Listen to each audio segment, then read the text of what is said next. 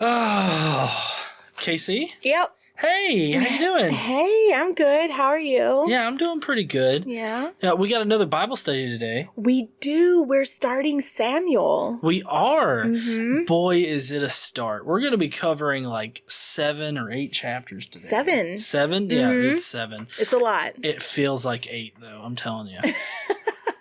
Okay, so you guys ready to hear what we're going to talk about? I'm ready. Okay. Okay.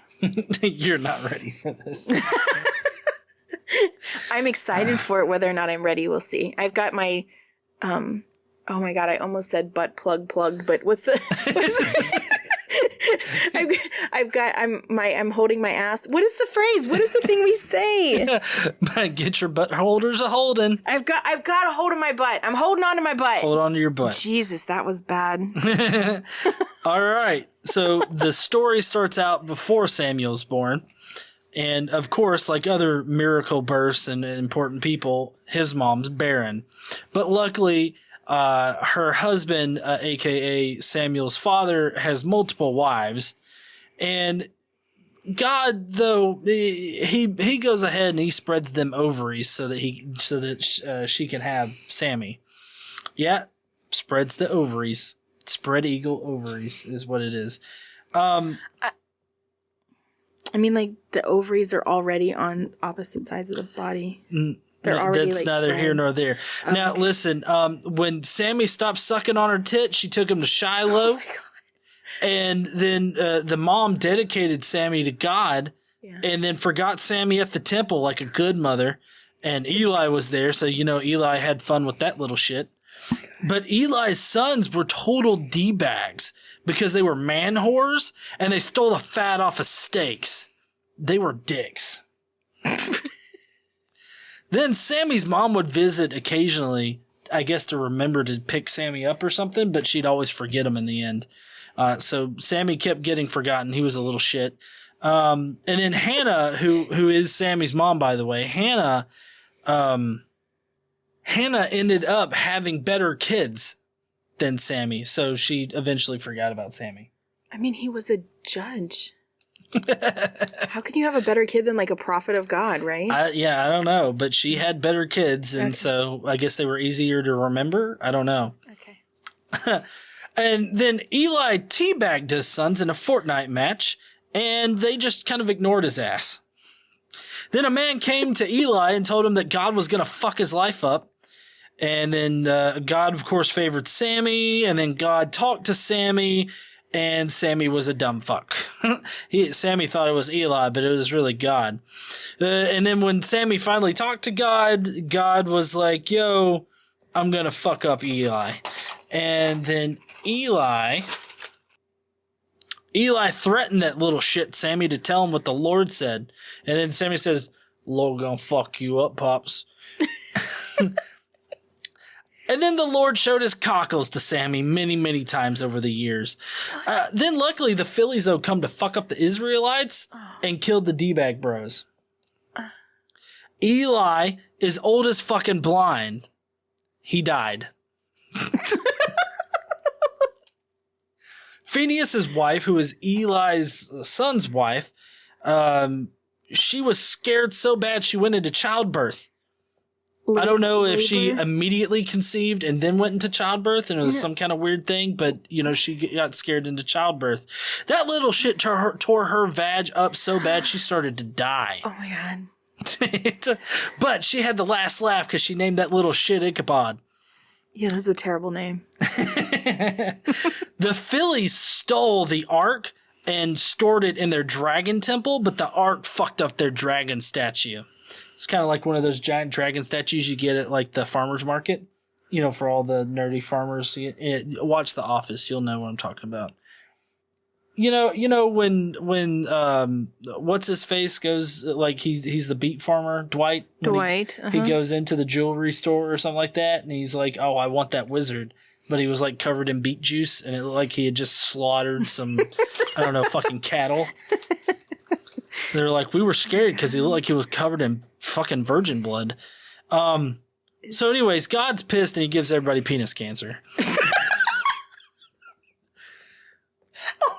they realized that God gave them penis cancer, and so they moved the ark, and it just caused more people to get penis cancer.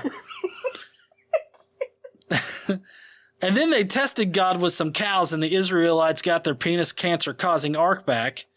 But God killed about 70 people because they looked inside the ark and saw his dildo collection. And then they just wanted to send it away because God killed 70 people for it. Sammy, though, thinking quickly on his feet, said, hey, everybody should worship God. Luckily, they did start worshiping God because when the Phillies came back to fuck over the Israelites definitely shoved giant spiked dildos up all their asses, and Sammy continued as a judge. The end. Oh, that was... Yeah, it was. Did I live up to my promise? You didn't even warn people. Like, you didn't even warn people that you were gonna fuck it up real bad. Like, that you're not even, like... I would say you're not even trying, but you have to try. Hey, you can't say I didn't warn. I did warn. No, you warned on our other podcast. Oh, the Skeptic Mafia podcast? Yes. You gotta go to joinskepticmafia.com to join? Yes. Okay. And if you join the Skeptic Mafia, what do you get? Us talking about how Trump sucks. We talk about current events, politics, different things like that, plus... emojis and live chats and things that you're probably using right now. Use that ding bell. Ding! Or my what the fuck face because of whatever just happened, like back there about 30 seconds ago. Yeah. The fuck?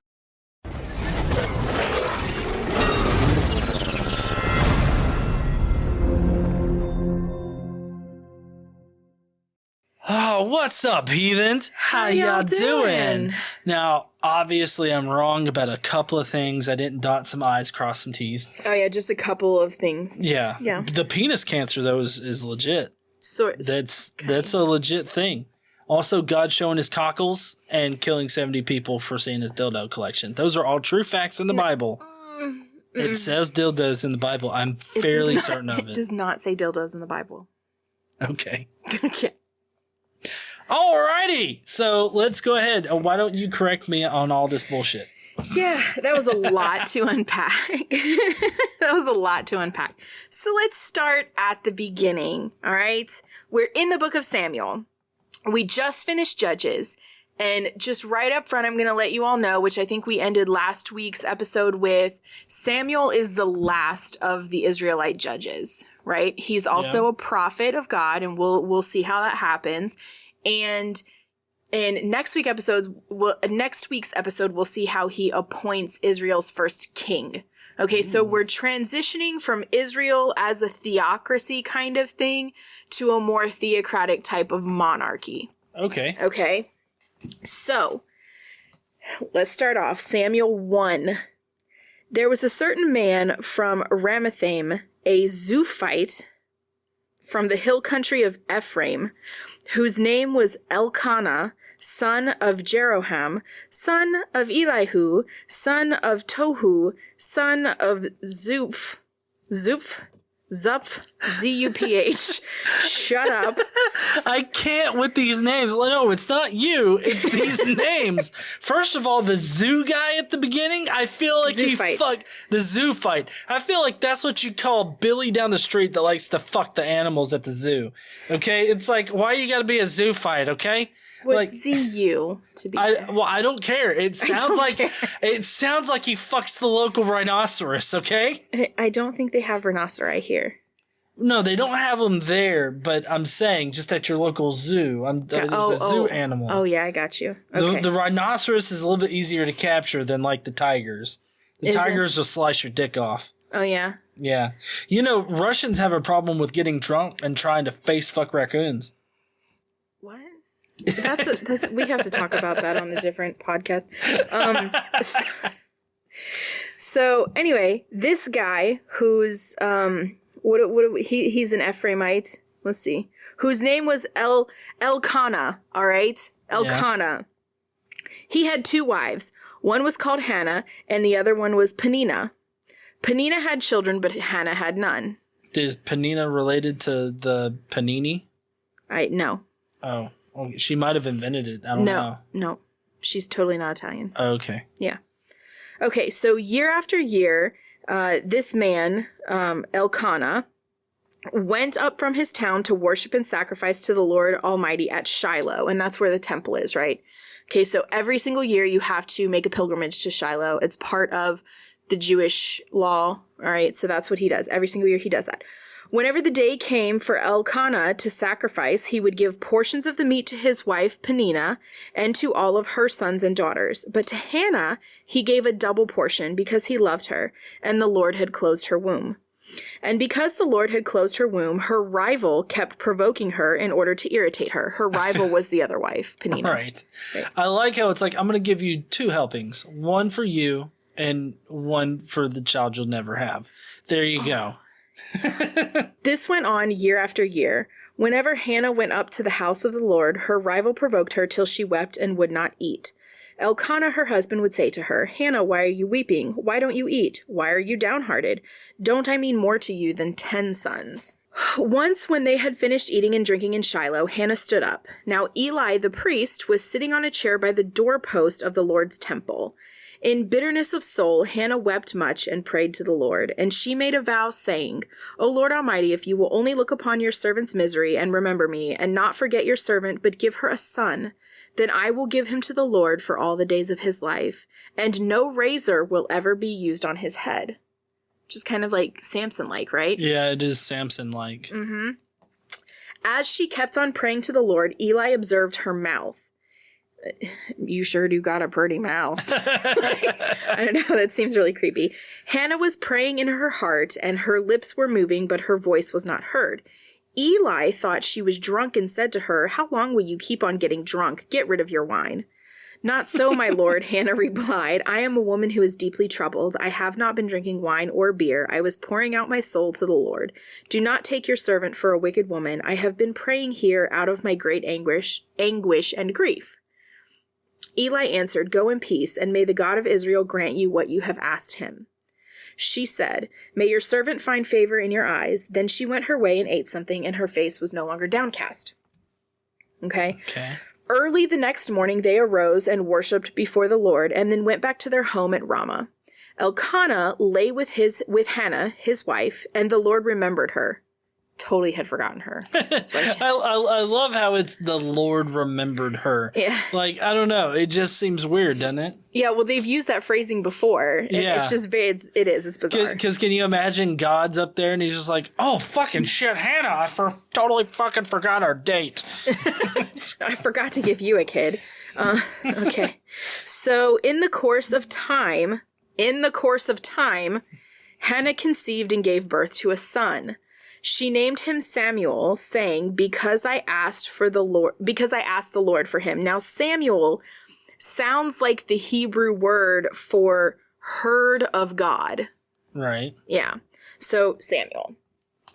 When Elkanah went up with all of his family to offer the annual sacrifice to the Lord and fulfill his vow, Hannah did not go the next time after Samuel was born. She said to her husband, After the boy is weaned, I will take him and present him before the Lord, and he will live there always.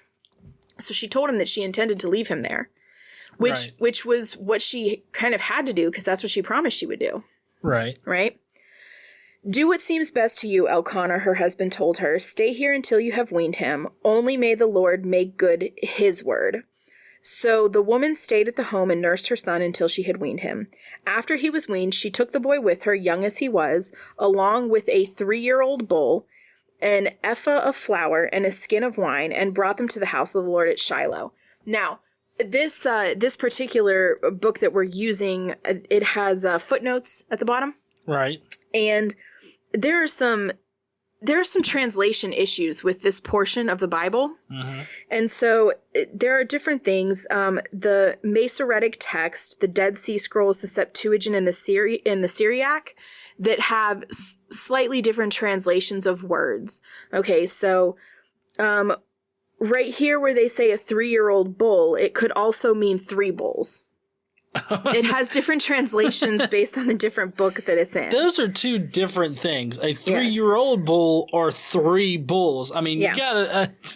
Well, in the past, like in previous books, animals at 3 years old. That was kind of like, a year old or 3 years old. Those are times when you would sacrifice, right? Right. So this is not, I don't know if it was like, well, that's just what it said before, so we're going to go with that, or I'm not really sure. 3 is one of those magical numbers. It is. Yeah. So when they had slaughtered the bull, or bulls, we don't know, they brought the boy to Eli, and she said to him, "As surely as you live, my lord, I am the woman who stood here beside you praying to the Lord.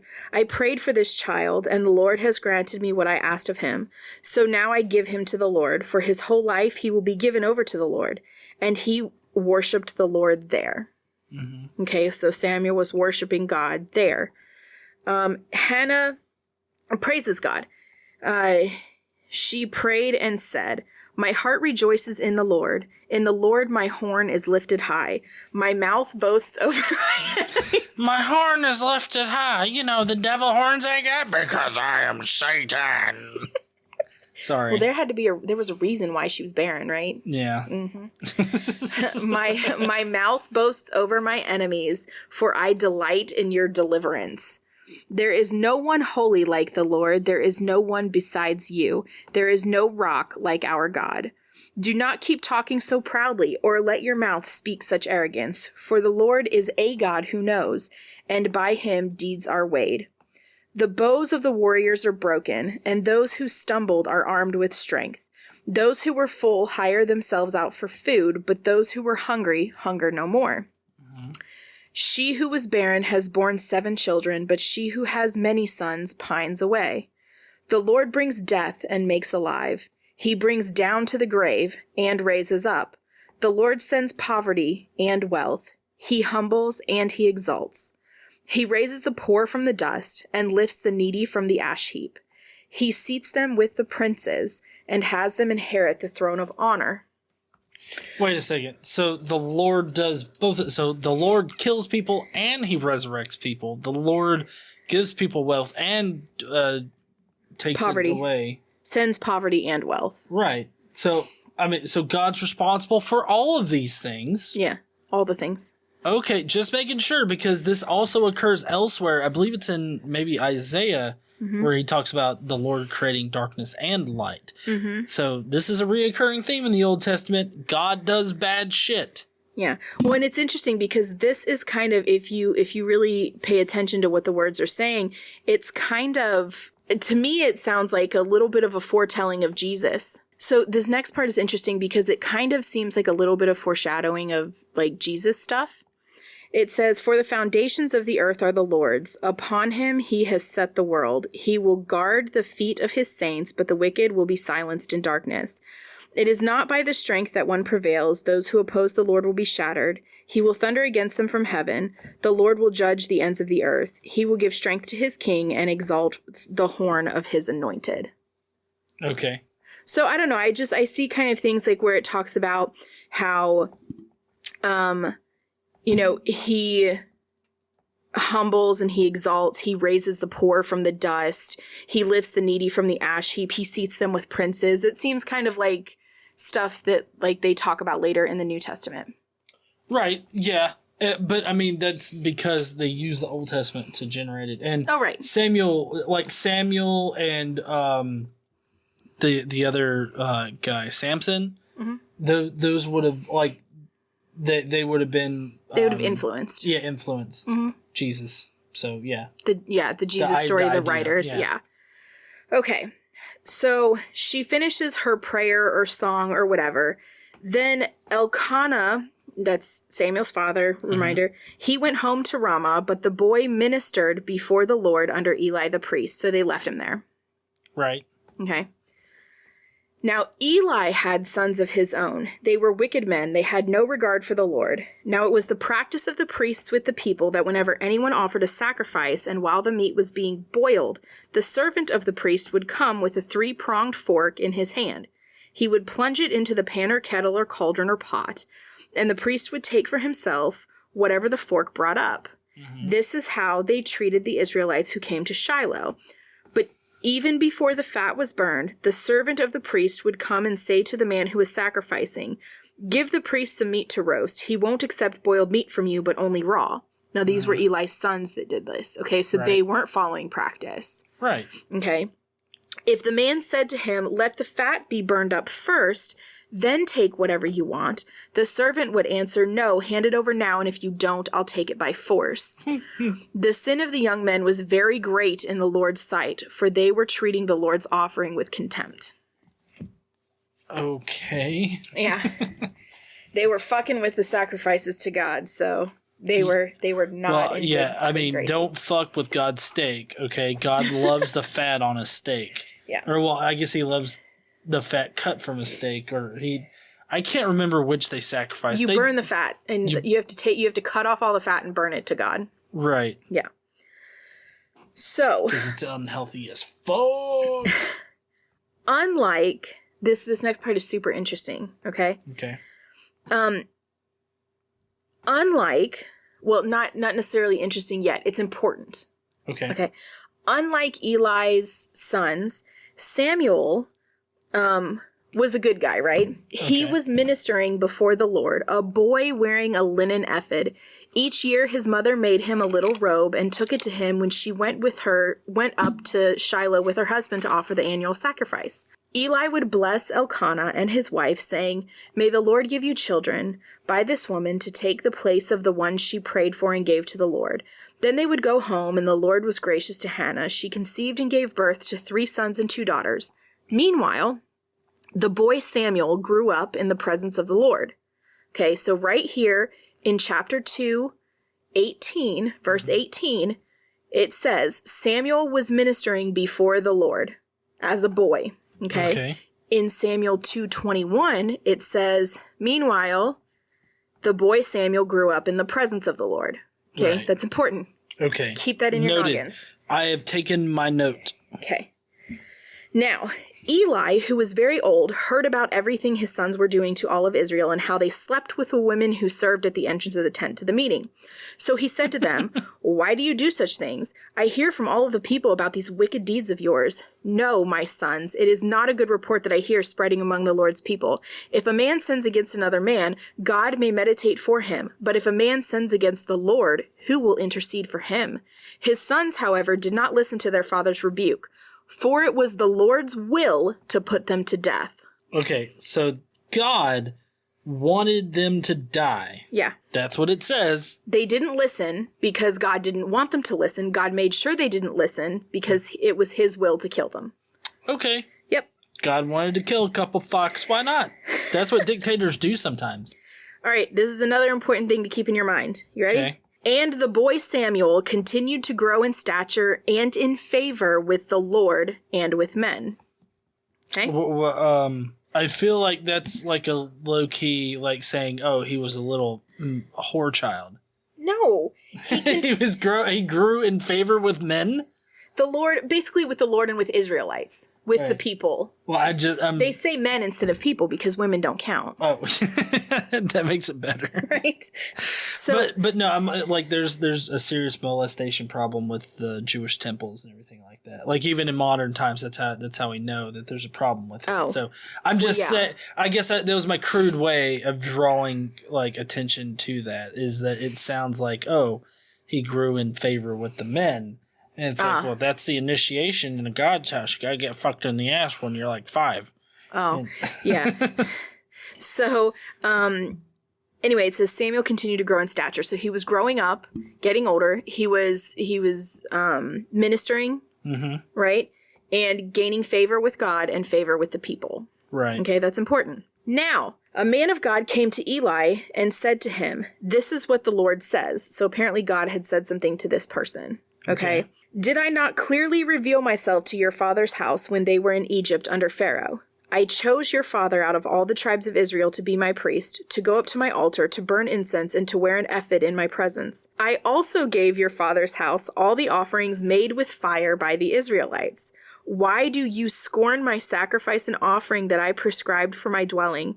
Why do you honor your sons more than me by fattening yourselves on the choice parts of every offering made by my people Israel?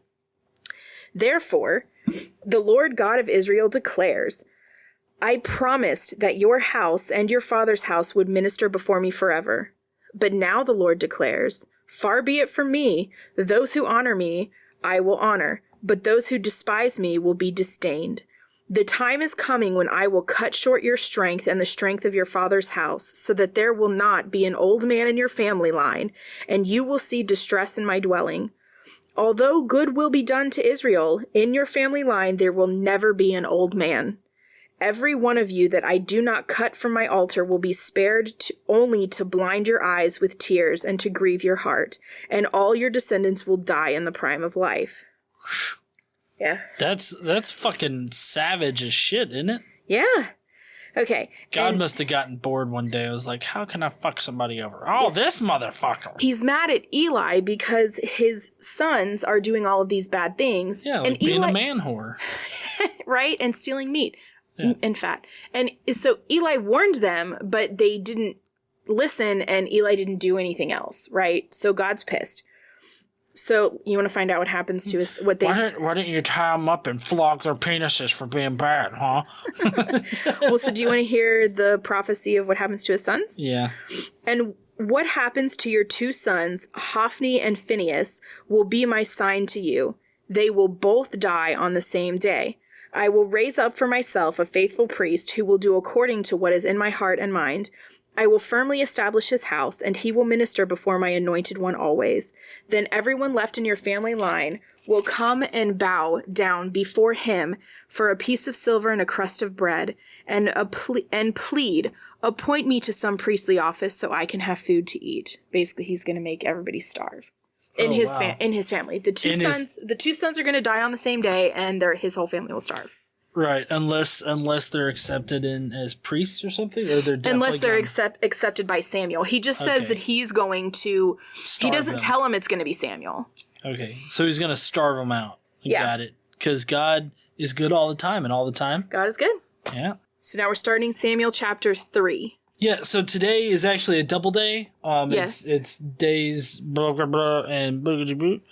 And so it's 2 days. So we're starting on the second day. They go together, so it's just best for us to cover it all right now. Yeah. So it kind of if we had ended right here, there are some significant contradictions in this part that I'm getting ready. This first section of Samuel, chapter 3 that I'm getting ready to do, from the stuff I told you to remember last time. Mm-hmm. Okay. The reason I wanted to do these two together is because there's some significant contradictions that don't make any sense at all, and there really is no way to explain them away. Right, okay. Okay.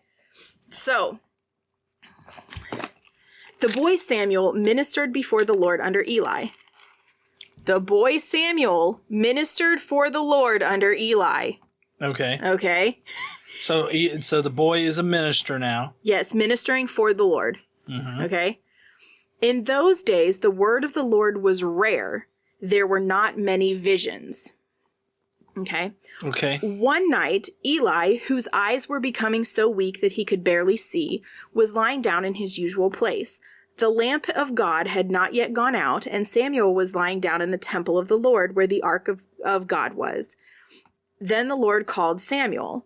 Samuel answered, "Here I am," and he ran to Eli and said, "Here I am, you called me?" But Eli said, "I did not call. Go back and lie down." So he went and lay down. Again the Lord called, "Samuel." Samuel got up and went to Eli and said, "Here I am, you called me?" "My son," Eli said, "I did not call. Go back and lie down." Now Samuel did not yet know the Lord. The word of the Lord had not yet been revealed to him. What? Yes. How could he be a minister of God or in the presence of God or something, but not have it be revealed to him? I don't know. So what I'm wondering here is because it says he did not yet know the Lord. Maybe that means like personally? No, the Lord hadn't fucked him yet. That's what it was. I mean, like, he had not known the Lord. He had not gone prone, right, and gotten fucked in the ass by God and renamed. So it says the word of the Lord had not yet been revealed to him. So maybe they're trying to say that God hadn't spoken to him yet until obviously he was calling him. But it also, the word of the Lord would be their scripture, and he's been ministering that. and he grew up ministering it. We heard it. We heard it in Samuel 2:18. He says, but Samuel was ministering before the Lord. And in Samuel 2:21, it says, meanwhile, the boy Samuel grew up in the presence of the Lord. So right here in Samuel 3, I don't know, somewhere around, 8, 9, it's not marked here. Samuel did not yet know the Lord. The word of the Lord had not yet been revealed to him. That's completely contradictory. So initially I thought that perhaps this was earlier in the timeline than the other, and we were kind of skipping back just a little. But that's not so, and we'll see why here in just a second. Okay. So the Lord called Samuel a third time, and Samuel got up and went to Eli and said, here I am, you called me. Then Eli realized that the Lord was calling the boy. So Eli told Samuel, go and lie down, and if he calls you, say, speak, Lord, for your servant is listening. So Samuel went and lay down in his place. The Lord came and stood there.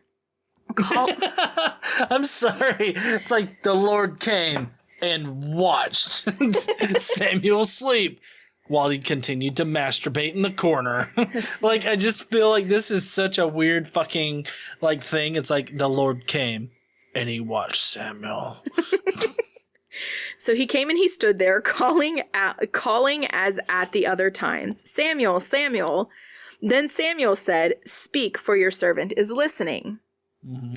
And the Lord said to Samuel, see, I am about to do something in Israel that will make the ears of everyone who hears of it tingle. At that time, I will carry out against... What? Tingle. Their ears are going to tingle, honey.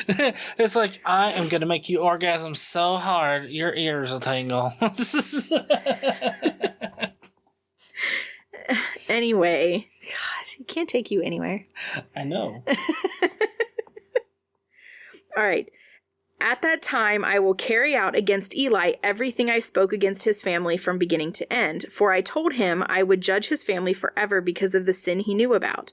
Then his sons made themselves contemptible, and he failed to restrain them. Therefore, I swore to the house of Eli, the guilt of Eli's house will never be atoned for by sacrifice or by offering. So, the reason that that Samuel didn't know the Lord or the word of the Lord yet, the reason that couldn't be earlier in the timeline is because when God talks to Samuel, he tells him what he told Eli earlier. Right. So he already told Eli and said he told Eli and told Samuel what he told Eli he was going to do. Right. So this could not have been earlier in the timeline. Right. Exactly. I mean, it's just for some reason they didn't think about the inherent contradiction of what they were saying. Yeah, because they had already said that Samuel had grew up ministering. Right. Okay. And they made it very clear, like several times, that he knew of God, he was ministering for God, to God, doing sacrifice stuff, or offering stuff and things like that. So, I mean, we know that that's the case here. Well, I'm fairly certain that you would have Christians that would plead their way around it. Well, that's why I'm it's saying different. It's different wording, or that's just how they're choosing to talk about it, or something. So I think the apologetic will be where it says, now Samuel did not yet know the Lord. I think the apologetic would be he didn't know God personally yet. He hadn't had any personal interaction. And when it says the word of the Lord had not yet been revealed to him, the apologetic would probably be that means that the Lord hadn't spoken to Samuel yet. I think that's probably what the apologetics will be, but it's still... Well, what's interesting is, do you know how they describe the Messiah in Christianity or whatnot? They describe him as the Word.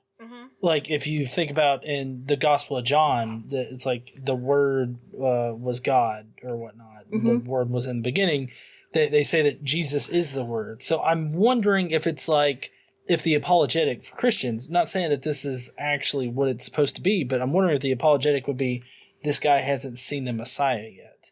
Or like that third body of Perhaps. God that is the connection between God and humanity. Yeah. Which is the Word being the Messiah or Jesus. Perhaps. I think it's interesting because it takes mental gymnastics for them to make up these excuses for why shit doesn't connect or flow or contradicts. Right. Because, I mean, there are apologists who I'm not even going to name names because I can't stand them, in general, that say there are no contradictions in the Bible. And that is just bullshit. Any apologist who said there is no contradictions in the Bible is fucking lying, because they know different. They know different. And they say, like, there are things like if they don't know and they say something false, they're not lying. That's true. People who are apologists, no. They know there are contradictions in the Bible, and anyone who says there isn't is a liar. Yeah, I would say so. Okay. Are you ready to move on? Yeah. Okay. So Samuel lay down until morning. God's done talking to him, right? He laid down until morning and then opened the doors of the house of the Lord. He was afraid to tell Eli his vision, but Eli called him and said, Samuel, my son. Samuel answered, here I am. What is it that he said to you? Eli asked. Do not hide it from me. May God deal with you, be it so ever severely, if you hide from me anything he told you. Oh, so he fucking threatens him. So no, how this would actually happen is like, listen, you little shit, and he's like throwing him around the building and everything. You tell me what God said. Fucking tell me, you little shit, and then he dunks him in like whatever kind of toilet they had back then. The outhouse or something. The pail. Dunks him in the blood pail. Yeah. You little fuck. Tell me. And he's like, Jesus Christ, I don't really care that much.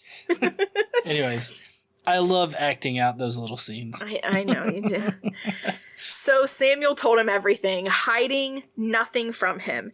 Then Eli said, he is the Lord. Let him do what is good in his eyes. Because all the time. God is good. Right? Okay. The Lord was with Samuel as he grew up. So now he's growing up again, which we don't know how old he was when this happened, but he already grew up with the Lord. They said it. You ready? Yeah. You ready? Meanwhile, the boy Samuel grew up in the presence of the Lord. Chapter 2, verse 21. Chapter 3, verse 19. The Lord was with Samuel as he grew up. So I would love to grow up again. I mean, a lot of times you say I'm kind of immature. I could You'd stand like to for have a a second growing up? Yeah, I could probably stand to grow up a little bit more, but I don't know. You might not like me if I grew up more. I don't know. I like if you were too serious. I don't like people who take themselves too seriously. Yeah, that's definitely never going to be me. I'm never going to take myself too seriously. Okay, so the Lord was with Samuel as he grew up, and he let none of his words fall to the ground. Whatever the fuck that means. And all of Israel from Dan to Beersheba recognized that Samuel was attested as a prophet of the Lord. The Lord continued to appear at Shiloh, and there he revealed himself to Samuel through his word. Okay. All right. So now, are you ready for genocide? Oh, wait, genocide? Yeah. Oh, fuck, yes. I love genocide in the Bible. It's everywhere, and you can't go more than a few chapters without hearing about a little bit of genocide.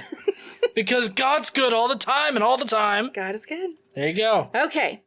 So this is Samuel chapter 4 is where we're starting. Well, not starting, but continuing. And Samuel's word came to all Israel. Now the Israelites went out to fight against the Philistines. The Israelites camped at Ebenezer, and the Philistines at Aphek. The Philistines deployed their forces to meet Israel, and as the battle spread, Israel was defeated by the Philistines, who killed about 4,000 of them on the battlefield. When the soldiers returned to camp, the elders of Israel asked, why did the Lord bring defeat upon us today before the Philistines? Let us bring the ark of the Lord's covenant from Shiloh, so that it may go with us and save us from the hand of our enemies. So the people sent men to Shiloh, and they brought back the ark of the covenant of the Lord Almighty, who is enthroned between the cherubim. And Eli's 2 sons, Hophni and Phinehas, were there with the ark of the covenant of God. When the ark of the Lord's covenant came into the camp, all Israel raised such a great shout that the ground shook. Yes. Okay. They caused an earthquake. You know, they have actually not caused an earthquake, but like at some sporting events, like the fans have cheered so loud that it's registered on the Richter scale. Oh, really? Yes. That's crazy. Yeah. It hasn't happened often, but it does. It has happened a couple or a few times. I don't know for sure how many. So, hearing the uproar, the Philistines asked, what is all this shouting in the Hebrew camp? When they learned that the ark of the Lord had come into the camp, the Philistines were afraid. And a god has come into the camp, they said. We're in trouble. Nothing like this has happened before. Woe to us! Who will deliver us from the hand of these mighty gods? They are gods who struck the Egyptians with all kinds of plagues in the desert. So I think it's interesting because they're talking about it in plural, like they are gods, these are gods. And I don't know if it's because the Philistines didn't necessarily know, and I don't think it's that they don't know because they know the stories from hundreds of years ago, right, Yeah. with the plagues. So I think that's an interesting...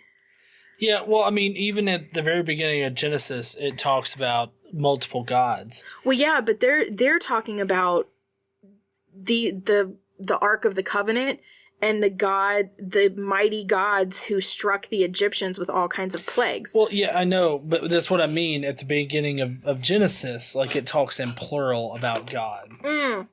I got you. Yeah, so what I'm thinking is that it's just like referencing like how the Judaic religion or Judaism was copied from like earlier versions that had multiple gods. Yeah. And so like it eventually turned into a monotheistic kind of religion. Yeah. And even in some respects it holds on to like it's kind of like a faux multi-god kind of thing because you got like the three parts of God in one kind of thing. And so it's still kind of multiple. And I mean, part of the downfall of the Israelites was the fact that they did worship other gods at the time. So they believed in other gods. So it really wasn't monotheistic for a long time. No, there's actually a very specific word for it, but it's where you believe in a pantheon of gods, but you only worship one god. But they worshipped other gods too. Well, no, they did, but it's like... I mean, they got in trouble for it. Well, right, I know, but what I'm saying is that like for like they believed in all these other gods, but they only worshipped one god, right? And so you worship like when they started worshiping another god, that's when their god got pissed. Yeah, it's like you don't worship that cocksucker, okay? Yeah, so, the Philistines, right? They say, be strong, Philistines, be men, or you will be subject to the Hebrews, and as they have been to you, be men and fight. So the Philistines fought, and the Israelites were defeated, and every man fled to his tent. The slaughter was very great. Israel lost 30,000 foot soldiers. Jesus fucking Christ. Exactly how many Israelite soldiers are there at this point? Because, I mean, like, they fought all the way through Judges, and they lost so many thousands of people. Yeah. And now these fucks, they're losing so many thousands of fucking foot soldiers. Yeah. Like, is there just, like, an endless supply of, like, Israelites? Well, I mean, the women, they have lots and lots of babies. Well, yeah, and plus you got one guy that has like 2 or 3 wives and has like 20 children each. Yeah. Yeah. Yeah. So, I mean, there's lots of people, but still, somebody brought up in the comments of our video last week, like, whose responsibility was it to count all these bodies? Yeah. I don't know. I thought that was a really interesting point. So I'm not really sure how they know there were 30,000. Well, no, I bet you it was just a guy that was out there. Is like, how many do you think's dead? I don't know. That looks like about 40,000. That doesn't look like 40,000. It's 40,000. Yeah, and it never talks about like what they do. Do they gather up the bodies? Do they burn them? Do they bury them? What do they do? You know what I mean? It never talks about what they do with these 30,000 fucking dead Israelites. Yeah. Okay, so not only did the Philistines slaughter 30,000 Israelites, but they also captured the Ark of the Covenant, and Eli's 2 sons, Hophni and Phinehas, were killed. Okay. Okay. So that same day, after all of that shit happens, a Benjamite ran from the battle line and went to Shiloh. His clothes were torn and he had dust on his head. When he arrived, Eli was sitting on his chair by the side of the road watching because his heart feared for the ark of God. When the man entered the town and told what had happened, the whole town set up a cry. Eli heard the outcry and asked, "What is the meaning of this uproar?" The man hurried over to Eli, who was 98 years old, and whose eyes were set so that he could not see. So he was blind, 98 and blind. He told Eli, "I have just come from the battle line. I fled from it this very day." Eli asked, "What happened, my son?" The man who brought the news replied, Israel fled before the Philistines, and the army has suffered heavy losses. Also, your 2 sons, Hophni and Phinehas, are dead, and the ark of God has been captured. When he mentioned the ark of God, Eli fell backward off his chair by the side of the gate. His neck was broken, and he died, for he was an old man and heavy. I mean, goddamn, that's a bad luck. It's like he just falls out of his chair, breaks his neck. I think it's interesting because it said when the guy mentioned the ark of God, he fell backward off his chair and died. Right.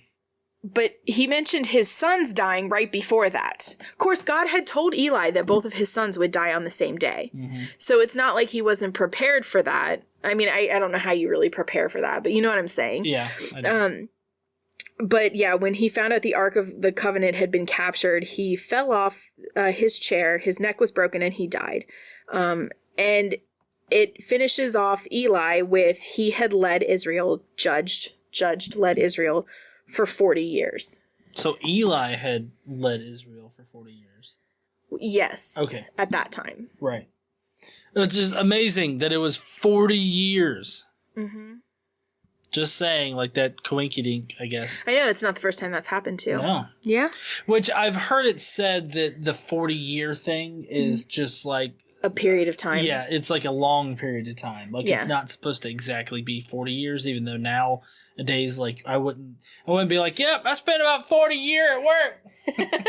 Well, yeah, so they use like, it was 7 years. They use certain specific numbers to denote long periods of time or short periods of time. 40 years is like it was a long period of time. Right. It's not necessarily an exact number of years, but it does say 40 years, right? Right. Just kind of like when we get the period of the kings is 465 years. Yeah. So it's they use certain numbers, but then the numbers don't mean those numbers. So what does it all mean, right? Mm-hmm. Okay. So Eli's daughter-in-law, Phinehas's wife, right? His son Phinehas had a wife. Eli's daughter-in-law was pregnant and near the time of delivery. When she heard the news that the ark of God had been captured and that her father-in-law and her husband were dead, she went into labor and gave birth, but was overcome by her labor pains. As she was dying, the woman attending her said, "Don't despair, you have given birth to a son." But she did not respond or pay any attention. She named the boy Ichabod, which in Hebrew means no glory, saying, "The glory has departed from Israel because of the capture of the ark of God and the deaths of her father-in-law and her husband." She said, "The glory has departed from Israel, for the ark of the God has been captured." Mm-hmm. So, now Samuel 5 is where we're starting now. Okay. After the Philistines had captured the ark of God, they took it from Ebenezer to Ashdod. Then they carried the ark into Dagon's temple and set it beside Dagon, not dragon. Dagon. Not dragon. I wonder if Dagon looks like a dragon. It sounds like, I mean, that literally sounds like a guy who like tames dragons.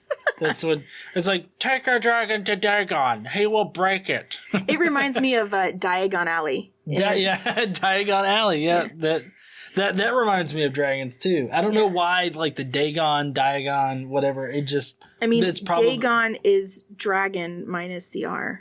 Yeah. Okay, that's good. Yeah, that's probably why. Yeah. Okay. So when the people of Ashdod rose early the next day, there was Dagon, and Dagon was one of their gods, the Philistines' god, right. Dagon. Okay. Right. So just so you all know the context there. All right. So when the people of Ashdod rose early the next day, there was Dagon fallen on his face on the ground before the ark of the Lord, because they took the ark into his temple, right? Uh-huh. So now the statue of their god was fallen on the ground, face down before the ark. They took Dagon and put him back in his place, but the following morning when they rose, there was Dagon fallen on his face on the ground before the ark of the Lord. His head and hands had been broken off and were lying on the threshold. Only his body remained. That is why to this day, neither the priests of Dagon nor any others who enter Dagon's temple at Ashdod step on the threshold. Okay. Dun, dun, dun. Okay. So the Lord's hand was heavy upon the people of Ashdod, and and its vicinity.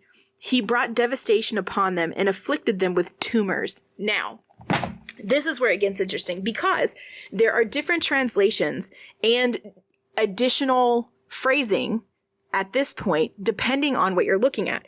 So if you're looking at the Septuagint or the Vulgate, or if you're looking at what are the other books, the Sea Scrolls or anything like that, there are different translations. So he afflicted them with tumors, and an additional portion that's in the Septuagint says, and rats appeared in their land, and death and destruction were throughout the city. Oh, so they contracted the bubonic plague? Yeah. So there's also in the Septuagint, there's additional detail about these tumors. Are you ready for this? Okay.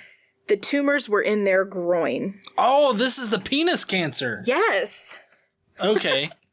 Now, Can you just imagine? It's like, what's wrong with your penis? Oh, it's like, oh, don't worry. It's just a little bit of that arc penis cancer.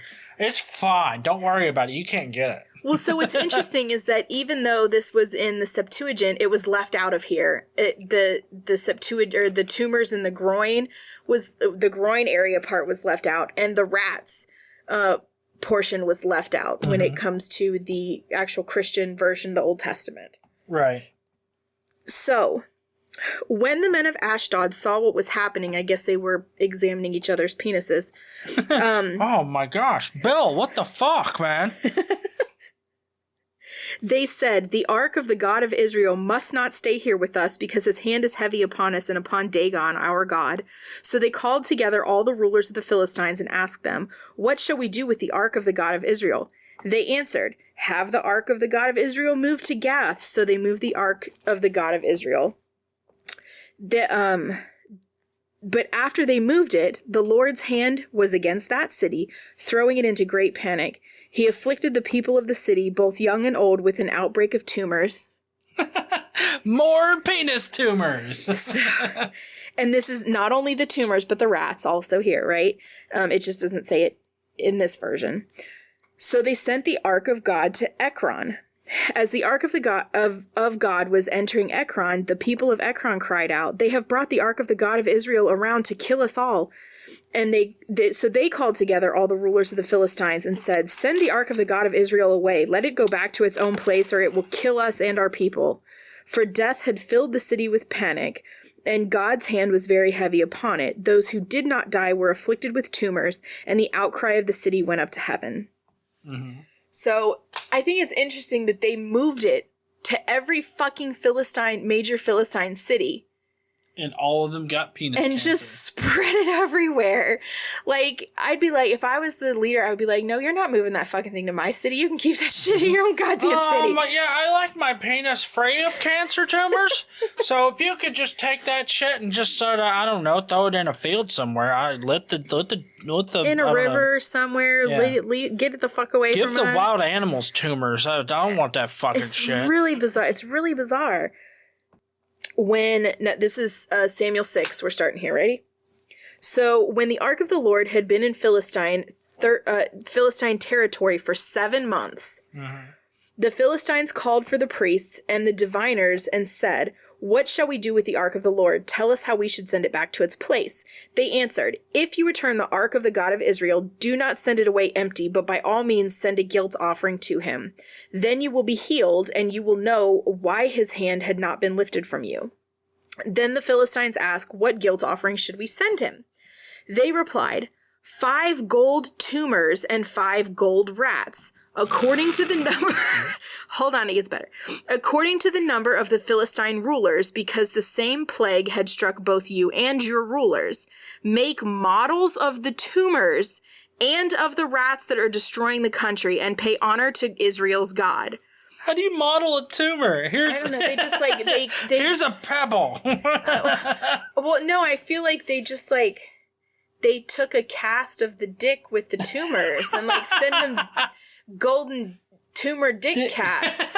Can you imagine that? Like, what the fuck is this?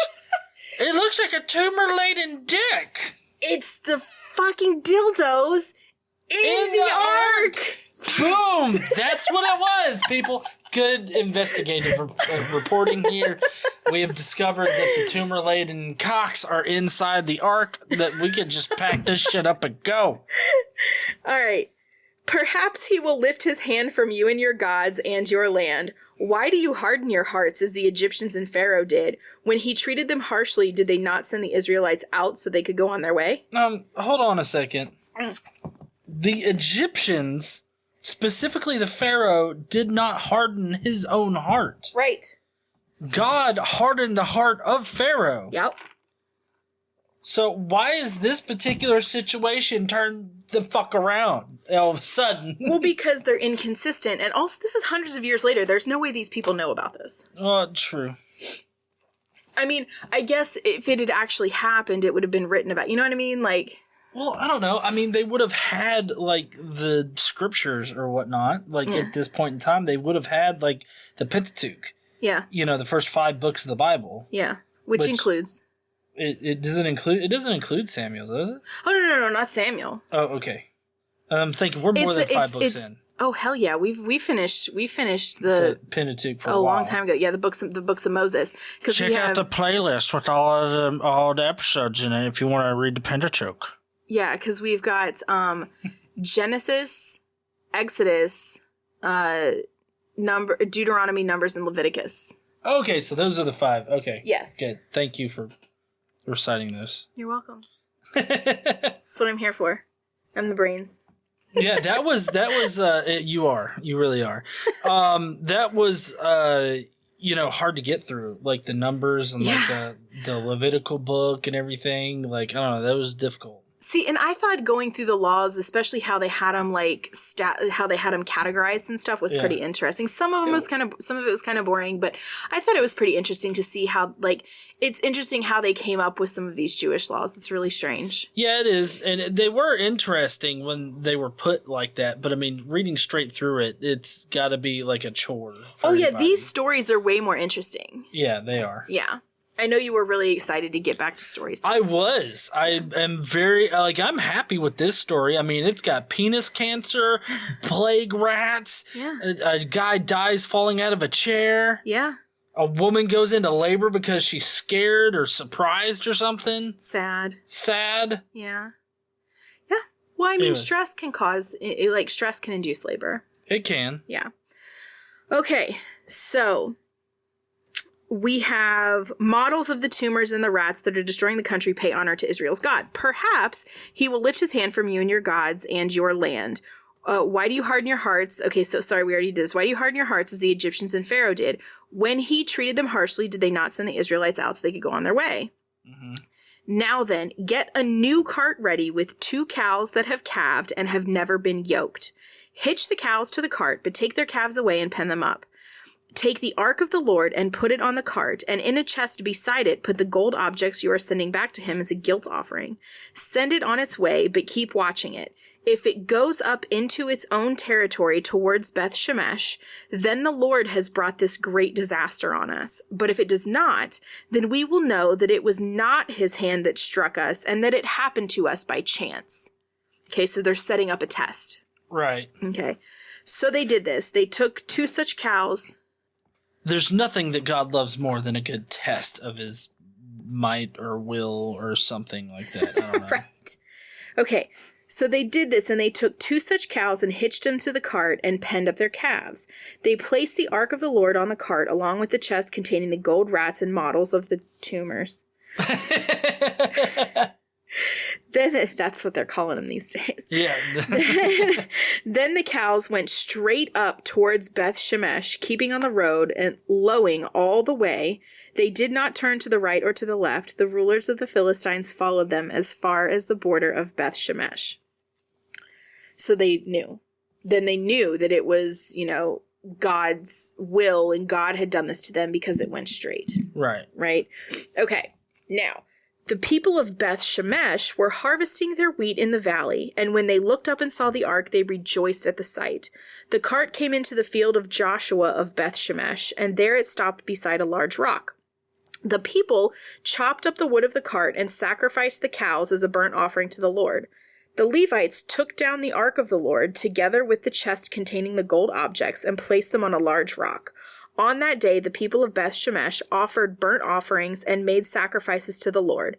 The 5 rulers of the Philistines saw all of this and then returned that same day to Ekron. And these are the gold tumors the Philistines sent as a guilt offering to the Lord, 1 each for Ashdod, Gaza, Ashkelon, Gath, and Ekron. And the number of gold rats was according to the number of Philistine towns belonging to the 5 rulers, the fortified towns with their country villages. The large rock on which they set the ark of the Lord is a witness to this day in the field of Joshua of Beth Shemesh. Okay. So they had golden rats, golden dick tumors. Yeah. And then when they went back to their cities, apparently the tumors shrank and they're gone. Oh, look, no more arc radiation. Oh, nice, guys. That's not what it says. It doesn't say they went away. Oh, okay. Maybe that's just wishful thinking. They just returned. They returned to their cities. Okay. So, now, the people of Beth Shemesh, we heard, were really happy, right? They made sacrifices and offerings and all of this shit to the Lord, and they were rejoicing, all right? But God struck down some of the men of Beth Shemesh, putting 70 of them to death because they had looked into the ark of the Lord. And saw the dildo collection. Well, the dildo collection was actually in the chest next to it, but still, it's neither here nor there. So they looked into the ark of the Lord, and they weren't allowed to do that. They aren't allowed to touch it. Frankly, most of them aren't even allowed to be in the presence of it. You know how they usually keep it in a separate section? Okay, so he killed 70 of his own people who were there celebrating him and the return of the ark. You know? Yeah, but they looked inside of his naughty chest. They did. So the people mourned because of the heavy blow the Lord had dealt them, and the men of Beth Shemesh asked, "Who can stand in the presence of the Lord, this holy God? To whom will the ark go up from here?" Basically, they want to get rid of it, right? Right. So they sent messages to the people of Kiriath Jearim, saying, "The Philistines have returned the ark of the Lord. Come down and take it up to your place." So the men of Kiriath Jearim came down and took up the ark of the Lord. They took it to Abinadab's house on the hill and consecrated Eleazar, his son, to guard the ark of the Lord. All right. Okay. So it was a long time, 20 years in all, that the ark remained at Kiriath Jearim, and all the people of Israel mourned and sought after the Lord. And Samuel said to the whole house of Israel, "If you are returning to the Lord with all your hearts, then rid yourselves of the foreign gods and the Ashtoreths, and commit yourselves to the Lord and serve him only. And he will deliver you out of the hand of the Philistines." So the Israelites put away their Baals, their, idols to the god Baal, and Ashtoreths, and served the Lord only. Okay. Then Samuel said, "Assemble all of Israel at Mizpah, and I will intercede with the Lord for you." When they had assembled at Mizpah, they drew the water and poured it out before the Lord. On that day they fasted, and there they confessed, "We have sinned against the Lord." And Samuel was leader of Israel at Mizpah, leader or the judge, right? Okay. So, when the Philistines heard that Israel had assembled at Mizpah, the rulers of the Philistines came up to attack them. And when the Israelites heard of it, they were afraid because of the Philistines. They said to Samuel, "Do not stop crying out to the Lord our God for us, that he may rescue us from the hands of the Philistines." Then Samuel took a suckling lamb and offered it up as a whole burnt offering to the Lord. Basically, he just took a lamb and set it on fire.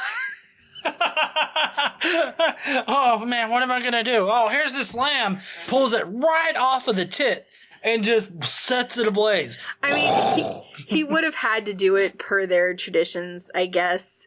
But, it makes it sound like he just grabbed it off of the teat and set it on fire on the altar. I don't know, throw this lamb up there. All right, now go kill the motherfuckers. He cried out to the Lord on Israel's behalf, and the Lord answered him. While Samuel was sacrificing the burnt offering, there we go. He did kill it first. The Philistines drew near to engage Israel in battle, but that day the Lord thundered with loud thunder against the Philistines and threw them into such a panic that they were routed before the Israelites. Is there quiet thunder? Like, thunder is the sonic boom that's created by the bursts of electricity in the air, so, like, I mean, I guess if it's far away, it's quiet. Yeah. Perspective. Yeah, I don't know. Like, where, the sound, moves and dissipates. I don't know. Anyway, it was really loud, scary, booming thunder, right? I think that was the whole point, is it was scary. The men of Israel rushed out of Mizpah and pursued the Philistines, slaughtering them along the way to a point below Beth-kar. Then Samuel took a stone and set it up between Mizpah and Shen. He named it Ebenezer, which means son of help, stone of help. Mm-hmm. Okay? Saying, "Thus far the Lord has helped us." So the Philistines were subdued and did not invade Israelite territory again. Throughout Samuel's lifetime, the hand of the Lord was against the Philistines. The towns from Ekron to Gath and the Philistines had captured from Israel were restored to her, and Israel delivered the neighboring territory from the power of the Philistines, and there was peace between Israel and the Amorites. Samuel continued as a judge over Israel all the days of his life. From year to year, he went on a circuit from Bethel to Gilgal to Mizpah, judging Israel in all those places. But he always went back to Ramah, where his home was, and there he also judged Israel. And he built an altar there to the Lord. Okay. Okay. Now, next time, are we still in Samuel? Oh, yes. Next time we are still definitely in Samuel. Okay. Next time, Samuel hasn't died, right? At this point. So... next time, Samuel gives some kind of warning to Israel. We're going to talk about that. Mm-hmm. And he also appoints Israel's first king, who is Saul. Okay. Yeah. So we're going to talk about Saul, and God talks more to Samuel. So it's going to be really interesting. Actually, is Saul chosen next? Yes. Next week, we're going to have Saul, who's chosen as king. And Saul gives prophecy. He shows leadership. Some people accept him, some people don't. But then, shit happens, and he is accepted and confirmed as the king. And Samuel gives a farewell address to the people. And I guess probably... No, he doesn't die next week. But Samuel gives his final address as leader as Saul takes over as king. Right. Yeah. Then I'm fairly certain Saul makes everybody cry later. I'm fairly certain that's what happens. But we'll have to get there in order to know. Yes. So, if you heathens will, please hit like on this. I know it was kind of an extra long episode today, so if you guys are still here, be sure to smash that like button, leave us a comment, all that kind of good stuff. If you're not part of the Skeptic Mafia, you can go to http joinskepticmafia.com, and you can join the Skeptic Mafia. You can get our special Skeptic Mafia podcast that we post before this, specifically for the Skeptic Mafia. And yeah. And you can also get the little emojis to use during live streams and premieres. Yeah, like today, you guys are probably in there using the emojis. If you want to go ahead and just punch out a whole bunch of them, let people see the different kind of emojis you can get. That it would really help us out here if everybody became a member, like right now. Just do it. Flood. Flood it. Just do it. So yeah, that's all we got for today? That's all we got. So I hope you heathens have a lovely day. And don't forget to stand up and use your voice. Bye, heathens. Bye, y'all.